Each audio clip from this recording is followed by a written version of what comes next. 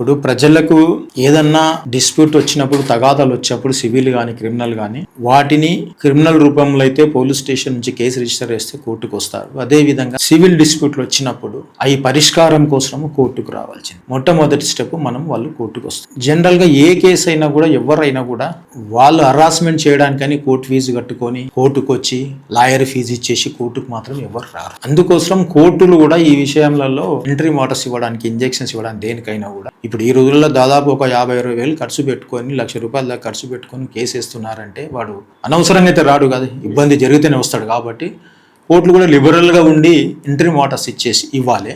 ఆ తర్వాత వాళ్ళు అదర్ సైడ్ నుంచి పార్టీ వచ్చినప్పుడు న్యాయం ఎక్కడి వరకు ఉందనేది అల్టిమేట్గా వాళ్ళ హియరింగ్ అయిన తర్వాత, కౌంటర్ చేసిన తర్వాత, విచారణ జరిపిన తర్వాత న్యాయబద్ధంగా ఎవరికి ఆర్డర్ ఇవ్వాలనేది వాళ్ళకి ఇస్తుంది. కాబట్టి ప్రైమరీ రిలీఫ్ ఇచ్చేటప్పుడు మాత్రం కోర్టులు లిబరల్గా ఉండాలనేది ప్రజలకు మంచి జరుగుతుందనేది నా అభిప్రాయం.